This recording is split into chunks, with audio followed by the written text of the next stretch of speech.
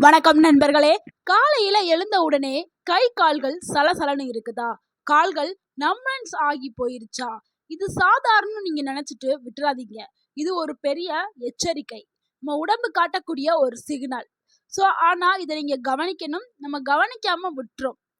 கை கால்கள் மரத்து போவது சின்ன விஷயம் இல்லைங்க. இது விட்டமின் B12 குறைபாடோடைய ஒரு சின்ன சிக்னல் தான். நம்ம அப்பவே தெரிஞ்சுக்கணும் நம்மளுடைய உடல்ல விட்டமின் B12 வந்து குறைபாடு இருக்குது. அதனால தான் இந்த கை கால்லாம் மரத்து போய் நைட்டு நம்ம தூங்கும்போது தூக்கத்துல பிடிச்சி இழுக்கும். இதெல்லாம் ஏற்படுது. விட்டமின் B12 இருக்கக்கூடிய உணவுகளை நம்ம கரெக்டாக எடுத்துக்கிறணும் அப்படின்ட்டு நம்ம நினச்சிக்கிறணும். இந்த விட்டமின் B12னா என்ன அப்படிங்கிறத ஃபர்ஸ்ட் நம்ம பார்த்துடலாம். நரம்புகள் சரியாக வேலை செய்யறதுக்கு தேவைப்படக்கூடிய ஒரு ஊட்டச்சத்து தான் விட்டமின் B12. ரத்தம், அதாவது ரெட் பிளட் செல்ஸ் உருவாகிறதுக்கு அது தேவைப்படுது. அடுத்து மூளையோட ஃபங்க்ஷன் நல்லா இருக்கிறதுக்கு இந்த விட்டமின்ஸ் தான் ரொம்ப ரொம்ப முக்கியமா இருக்குது. இதோட சிம்டம்ஸை நம்ம பார்த்துடலாம். விட்டமின் B12 குறைபாடுடைய சிம்டம்ஸ் என்னன்னா, காலையில எழுந்த உடனே நம்னன்ஸ், கை கால்கள் சுளுக்குற மாதிரி ஏற்படுறது, சுளுக்குன்னு சொல்லுவோம்ல அந்த மாதிரி, சோர்வு, உடம்பு ஃபுல்லாகவே ஒரு சோர்வு, தலை சுற்றுதல், நினைவு திறன் குறைவு, மன அழுத்தம். இந்த சிம்டம்ஸை நீங்கள் இக்னோர் பண்ணாதீங்க. இந்த மாதிரியான சிம்டம்ஸ் உங்களுக்கு ஏற்பட்டுச்சுன்னா உடனே நீங்கள் டாக்டர்கிட்ட போய் செக் பண்ணுறது நல்லது. இல்லைனா விட்டமின் B12 அதிகமாக இருக்கக்கூடிய உணவுகளை நீங்கள் எடுத்துக்கிறணும். அப்போ தான் இது சரியாகும். இப்போ நம்ம சொல்யூஷன்லாம் பார்த்துடலாம். விட்டமின் B12 இருக்கக்கூடிய உணவுகள் என்னென்னா, தயிர். இப்போ கோடை காலம் ஆரம்பிச்சிருச்சு. நார்மலாகவே தயிர் சாப்பிட்றது ரொம்ப ரொம்ப நல்லது. இந்த மாதிரி கை கால் இழுக்கும் பொழுது உங்களுக்கு விட்டமின் B12 குறைபாடு இருக்குன்னு நீங்கள் தெரிஞ்சுட்டு இதை சரி செய்யறதுக்கான தயிரை வந்து நீங்கள் எடுத்துக்கிறணும். ஏன்னா அதில் நிறைய விட்டமின் B12 வந்து இருக்குது. நல்ல பாக்டீரியாக்கள் அதில் இருக்குது. இது நல்ல டைஜஷனையும் இம்ப்ரூவ் பண்ணும். விட்டமின்ஸ் எல்லாத்தையும் அப்சார்ப் பண்ணுற அந்த திறனை வந்து அதிகரிக்கிறதுக்கு தயிர் வந்து பயன்படுது. அடுத்து ரெண்டாவது உணவு என்னன்னா, வறுத்த கடலை தாங்க.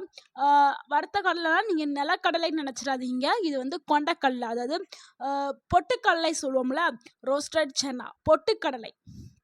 இந்த பொட்டுக்கடலையில் ரிச் ப்ரோட்டீன்ஸ், அதாவது ப்ரோட்டீன்ஸ் அதிகமாக இருக்குது. அதில் விட்டமின் B இருக்குது. இது நரம்புகளுக்கு ஒரு சக்தியை தரக்கூடியது. நீங்கள் எப்போதுமே வந்து வீட்டில் பொட்டுக்கடலை வந்து ஸ்டோர் பண்ணி வச்சுக்கிறீங்க. நம்ம சட்னி செய்கிறதுக்கு நிறைய பேர் வீட்டில் இருக்கும். நீங்கள் வந்து எப்போல்லாம் உங்களுக்கு வந்து கை கால் அந்த இழுக்கிற மாதிரி, உங்களுக்கு எப்போல்லாம் ஒரு மாதிரி ஃபீல் ஆகுது, சோர்வாகுது அப்படின்னா நீங்கள் ஒரு கைப்பிடி பொட்டுக்கடலையை டெய்லியுமே நீங்கள் ஈவினிங் ஸ்நாக்ஸாகவும் எடுத்துக்கலாம். இல்லை காலைல மார்னிங் பிரேக்ஃபாஸ்ட்டு சாப்பிடும்போது ஒரு கைப்பிடி பொட்டுக்கடலை நீங்கள் சாப்பிடலாம். இது உங்கள் நரம்புகளுக்கு நல்ல ஒரு வலிமையை கொடுக்கும். அடுத்து மூணாவது என்னன்னா, திராட்சை தாங்க. டெய்லி நம்ம திராட்சை வாங்கி சாப்பிட முடியாது. நம்ம உலர் திராட்சை இருக்குல்ல, ரிசின்ஸ், அந்த உலர் திராட்சையை வந்து நம்ம எடுத்துக்கலாம். உலர் திராட்சையில் அதிக அளவில் அயன் இருக்குது. எனர்ஜியை பூஸ்ட் பண்ணக்கூடியது. டெய்லி ஒரு 2 உலர் திராட்சையை நீங்கள் தண்ணியில் ஊற வச்சு டெய்லி காலையில் வந்து நீங்கள் எடுத்துகிட்டே வாங்க. ரெகுலராக உங்கள் உடம்புல வந்து அயன் அதிகரிச்சிடும். எனர்ஜியை பூஸ்ட் பண்ணும். ரத்த சோகை வந்து குறைக்கப்படும்.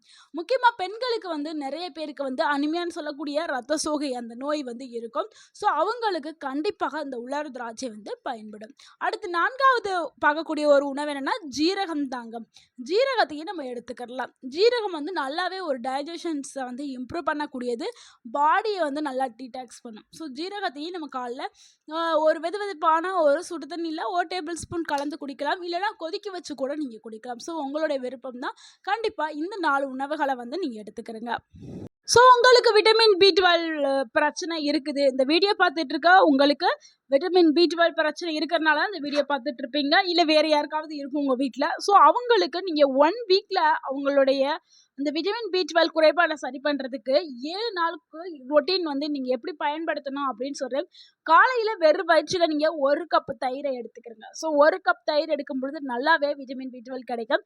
அதுக்கப்புறம் வந்து 2 டேபிள் ஸ்பூன் பொட்டுக்கடலையை நீங்கள் எடுத்துக்கிறங்க. அதுக்கப்புறம் வந்து நீங்கள் சுகர் பேஷண்ட் இல்லை, நான் நார்மலான ஒரு பீப்புள் தான் அப்படின்னா நீங்கள் உலர் திராட்சை நீங்கள் 5லேருந்து 6 வரைக்கும் நீங்கள் எடுத்து தண்ணியில் ஊற வச்சுட்டு காலையில் வெறும் வயிற்றில் சாப்பிடலாம். இல்லை எனக்கு சுகர் இருக்குது அப்படின்னா நீங்கள் 2 உலர் திராட்சையை மட்டும் எடுத்துக்கிறங்க. அதுக்கப்புறம் சிறிதளவு ஜீரகம், 1 டேபிள் ஸ்பூன் ஜீரகம் வந்து நீங்கள் தண்ணியில் கொதிக்க வச்சோ இல்லை வேறு மாதிரி சூப்பு ஏதாவது செஞ்சிங்கன்னா அதில் கூட போடுங்க. தண்ணியில் கொதிக்க வச்சு குடிக்கிறது ரொம்ப பெஸ்ட்டு. இல்லைனா ஒரு நாள் ஃபுல்லாக குடிப்பீங்களே தண்ணி, அதில் 1 டேபிள் ஸ்பூன் ஜீரகத்தை போட்டு ஊற வச்சு ஜீரக தண்ணியை கூட நீங்கள் எடுத்துக்கலாம். ஸோ இந்த மாதிரி நீங்கள் சாப்பிடணும். 7 நாட்கள் இதை நீங்கள் தொடர்ந்து ட்ரை பண்ணிகிட்டே வாங்க. உங்களுடைய உடம்பு எப்படி மாறுதுன்னு நீங்களே கவனிங்க. அடுத்து இது கூடவே நீங்கள் வந்து சில டிப்ஸ் எல்லாத்தையுமே ஃபாலோ பண்ணணும். அதிகமாக நீங்கள் டீ காஃபி குடிக்கிறத கண்டிப்பாக தவிர்க்க வேண்டும். அதே மாதிரி ஜங்க் ஃபுட்ஸ் சாப்பிட்றதையும் நீங்கள் குறைச்சிக்கிறணும். சன்லைட் வந்து ரொம்ப ரொம்ப நீங்கள் வந்து உங்களுக்கு தேவை. விட்டமின் டிக்கு வந்து உங்களுக்கு சன்லைட் வந்து உங்கள் மேலே விழணும். ஸோ அதனால் நீங்கள் என்ன பண்ணுறீங்கன்னா, சூரிய வெளிச்சத்தில் காலையில் வரக்கூடிய அந்த சூரிய வெளிச்சத்தில் நீங்கள் ஒரு 10 நிமிஷமாவது நில்லுங்க, இல்லை நடங்க, இல்லை உட்காருங்க. ஆனால் சூரிய ஒளி உங்கள் மேலே படுறது மாதிரி நீங்கள் பண்ணணும். அதே மாதிரி ஒரு நாளைக்கு தேவையான தூக்கம் 7லேருந்து 8 மணி நேரம் கண்டிப்பாக தூங்க வேண்டும். அதே மாதிரி தண்ணியும் ஒரு நாளைக்கு தேவையான தண்ணி 2.5லேருந்து 3 லிட்டர் தண்ணி எடுத்துக்கிறங்க. இப்போ வேறு கோடைக்காலம் ஆரம்பிச்சதுனால நல்ல தண்ணி எடுக்க தான் உங்களுடைய பாடி வந்து நல்லா ஹைட்ரேஷனாக இருக்கும். இல்லைனா டீஹைட்ரேஷன் மூடுக்கு போயிடும். அப்போ பலவிதமான பிரச்சனைகள் வர ஆரம்பிக்கும். ஸோ முடிஞ்ச அளவுக்கு தண்ணியை நல்லா குடிச்சிருங்க, நல்லா தூங்குங்க. அப்புறம் உடலுக்கு தேவையான உடற்பயிற்சி இது எல்லாத்தையுமே செய்யுங்க. ஸோ இந்த சிம்டம்ஸ் ஏதாவது வந்துச்சுன்னா உடனே நீங்கள் கவனித்து இந்த மாதிரி உணவுகளை வந்து சாப்பிடுங்க. ஓவரான சிம்டம்ஸ் இருந்துச்சுன்னா டாக்டர்கிட்ட ஆலோசனை பெறுறது ரொம்ப நல்லது. ஸோ இதுக்கு வந்து நீங்கள் ஒரு ஊசியோ இல்லை சப்ளிமெண்டெல்லாம் தேவையில்லை. நம்ம பார்த்து இந்த 4 உணவுகளை நீங்கள் எடுத்துக்கிட்டாவே உங்கள் உடம்பு நல்ல ஒரு ரிசல்ட்டை வந்து கொடுக்கும். ஸோ உங்களுடைய கை கால் மரத்து போதல் பிரச்சனையை வந்து சரி பண்ணுறதுக்கு இந்த 4 உணவுகள் போதும். இன்றைக்கி இந்த 4 உணவுகளை ட்ரை பண்ணுறேன் அப்படின்னு சொல்லிட்டு கமெண்ட் பண்ணுங்க. இந்த வீடியோ உங்களுக்கு பயனுள்ளதாக இருந்திருந்தால் இந்த வீடியோக்கு ஒரு லைக் பண்ணுங்கள். இந்த வீடியோவை உங்களுடைய ஃப்ரெண்ட்ஸ் அண்ட் ஃபேமிலிக்கு ஷேர் பண்ணுங்கள். மறக்காமல் எங்கள் சேனலை சப்ஸ்கிரைப் பண்ணுங்கள், சப்போர்ட் பண்ணுங்கள், கமெண்ட் பண்ணுங்கள். தேங்க்யூ ஃபார் வாட்சிங்.